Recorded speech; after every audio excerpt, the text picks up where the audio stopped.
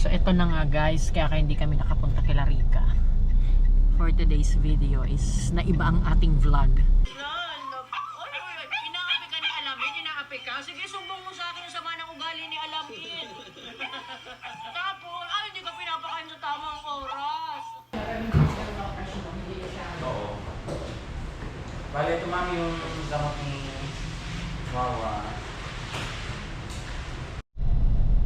Ayan guys, time check is 3:18 and medyo traffic ng konti dito sa Iriga. Paglabas. Wow!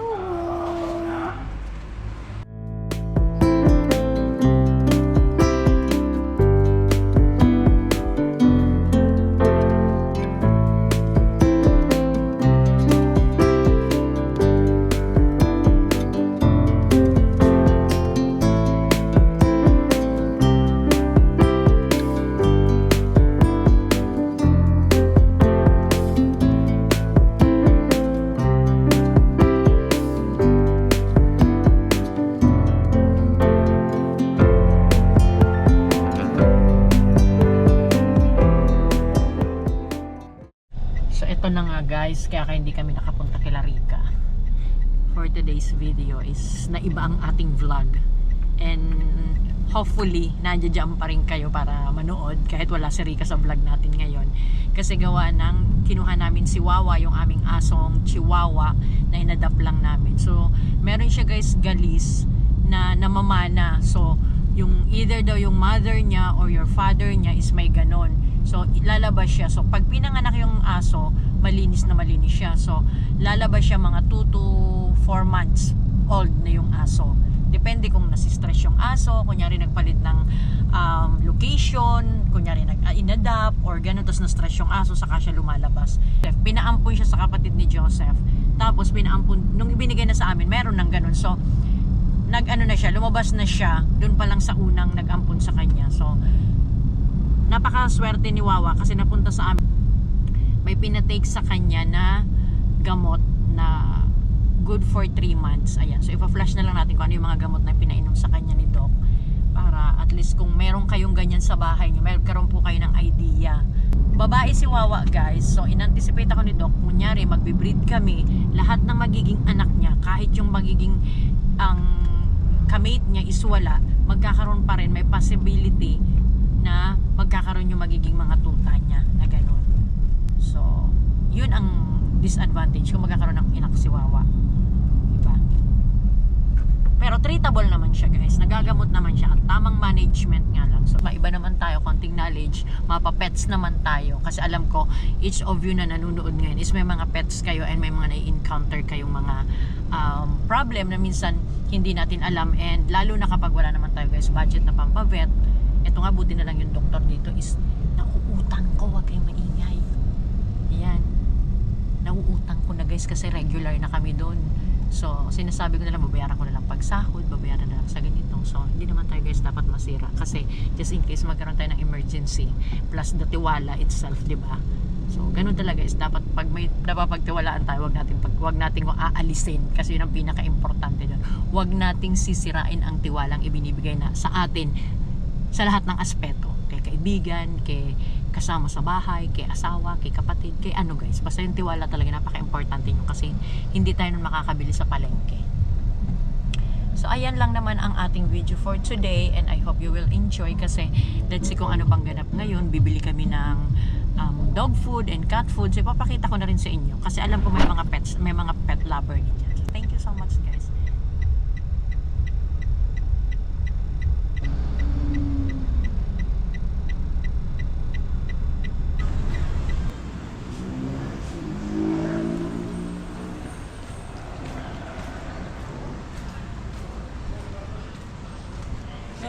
Hello everyone. Hello everyone. Oh, di kasama kayo ngayon sa vlog. What up, B? Welcome to my vlog. Boy Kadi. Ayan, shout out daw guys. Shout out sa mga farm station. Taga farm station Nabua branch. Wow, sana all. Ano sa iyo, Di ba guys, sila na talaga nagbuhat ng sarili nilang bangko. Ano ba, pagkain sa dog? Ano?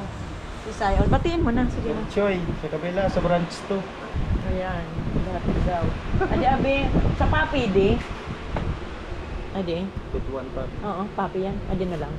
Kira po. Ano? Pagkatapos, Lucy, be.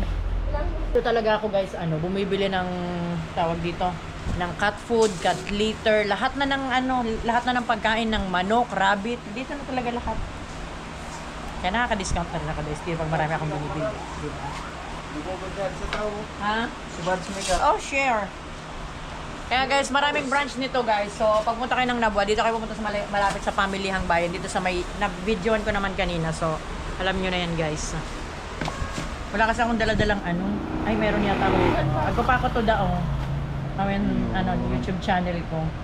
Kaya lang buko na ito sa sticker na mababa. Buko na yun. Oo, naubos na kaya.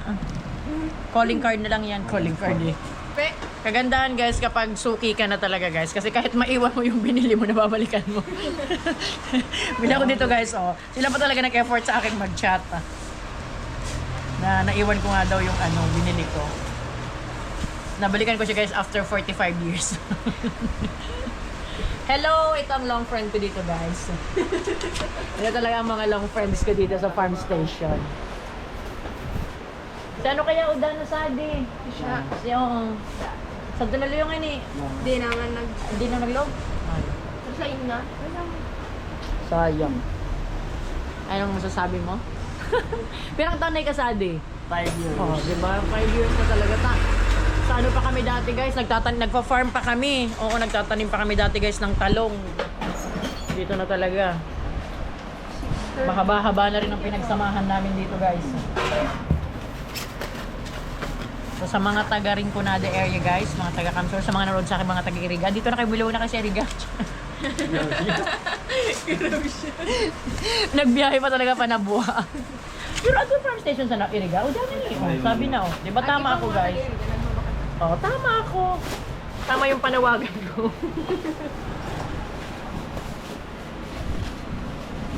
Hindi po. Salamat. Bye-bye guys.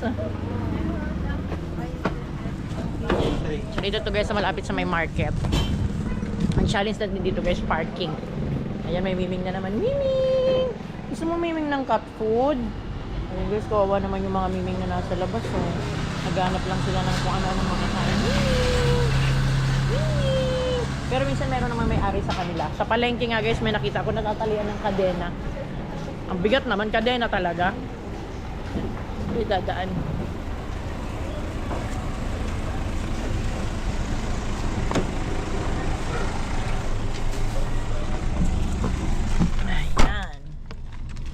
Nagutom na tayo guys. Ang nabili ko lang dito is chichirya. Kain lang tayo ng konting chichirya. Kasi may moment din nag-crave ako ng chips lugar. Kasi dito guys, trivia lang. Kahit sabi ngang Bicol kami, nasa Rinconada area kami, meron pa din guys iba-iba. Every municipality is may tono, may accent. Punta dito sa area guys na from Manila, magagawi kayo dito. Check it out, masarap din ang pagkain dyan. Medyo pricey nga lang. Ayun. Ito lang naman ang lugar dito guys. Ang ano lang dito sa Iriga is kung may sasakyan kayong dala-dala, challenge guys ang parking area dito. Kaya mostly doon kami sa may Gaisano pupunta, nag-grocery kasi doon guys ang merong medyo malawak na konti na parking area.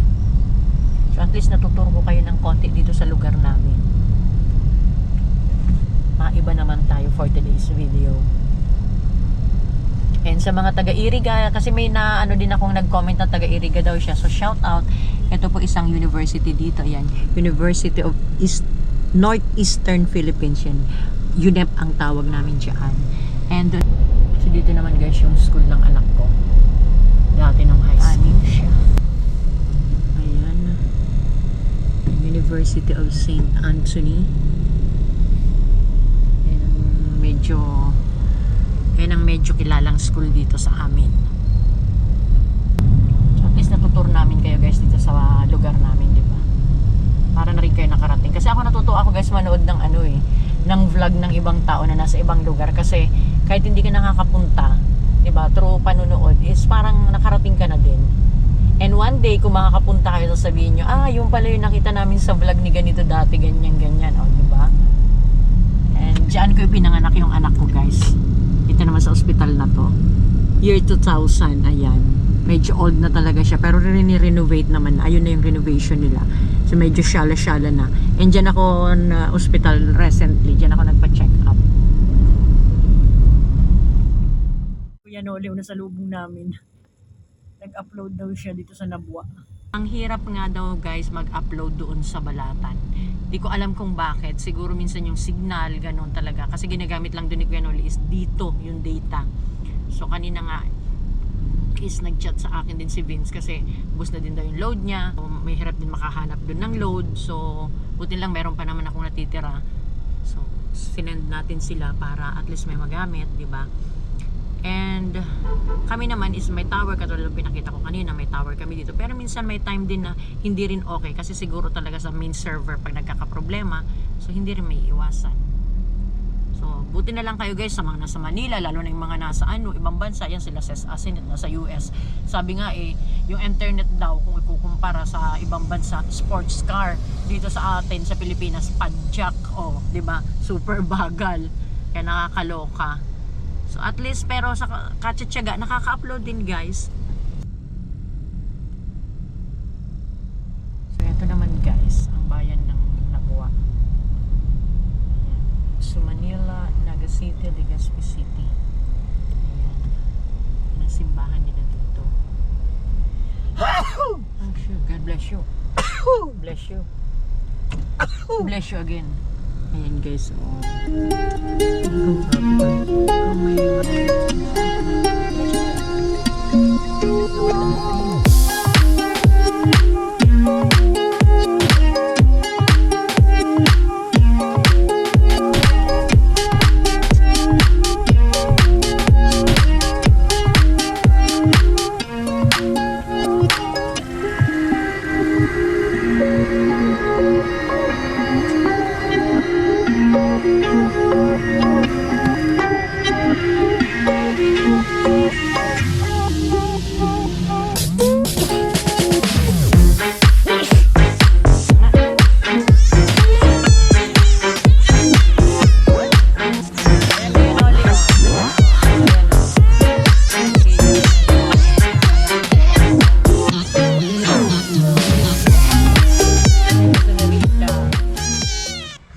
Hello everyone! Ayan guys, nandito sa Rhinox TV, timing tayo. Ayan, shout out kay Rhinox. Magluluto siya guys ng chicken. Gagataan niya daw with, ayan, malunggay. Ayan, may nyog. Nakagataan na siya guys. Check nyo sa channel niya guys, Rhinox TV. Tungkol sa pagluluto ang kanyang mga niluluto, mga content. Sabi ni Macval kanina, babalikan ko yun, nakakagutom yung channel niya. Shout out. Ayan, shout out kay Macval. Hey, hello. Ayan, si Rhinox TV. Sama kami dito. Balikan ko yun. Sarap ng nakakagutom. Ayan, shout out kay Dennis Sul. Sis Asinet. Ayan, yung mga nakita kong dumalaw kanina sa channel na Rhinox TV. Salamat kayo sa support.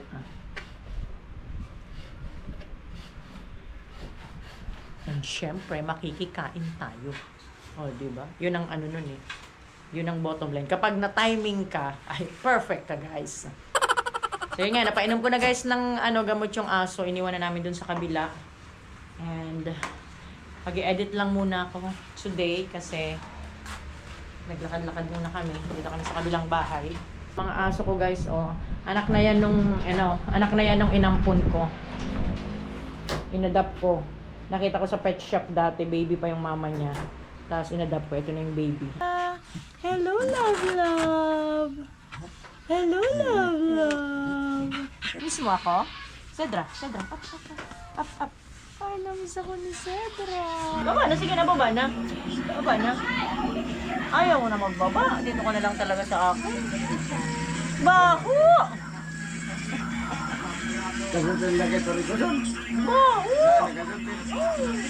Sayang siya ng Darigos.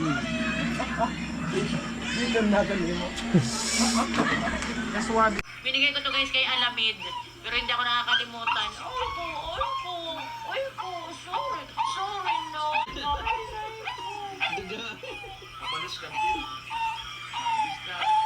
Lolo. Nakatapos Oy, Lolo. Lolo.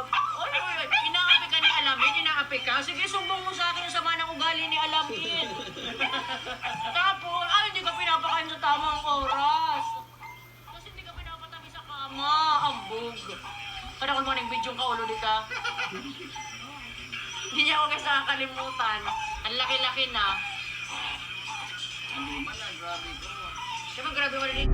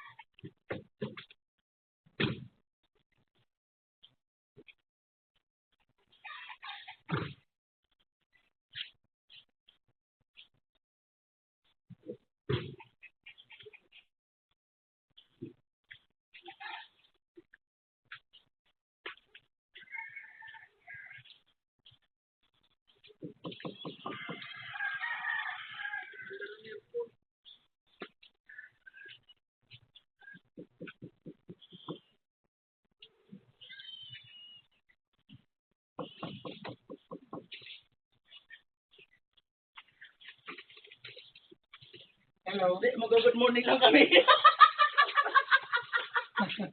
Ito na kami. Bye-bye.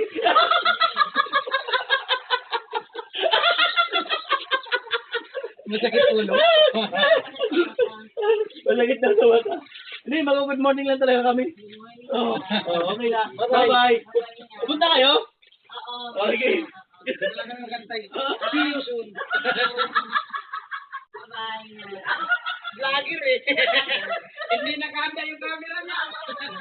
Alam ko kayo kasi, wala naman ibang kakasap dito, hindi kinakal ng aso. Ay, Vince! Butusan kita! Butusan kita!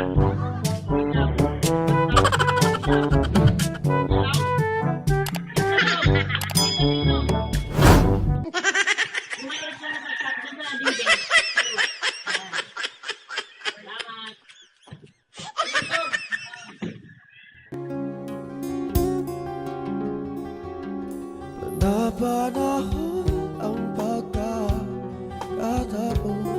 may babalik ba ang kakapon?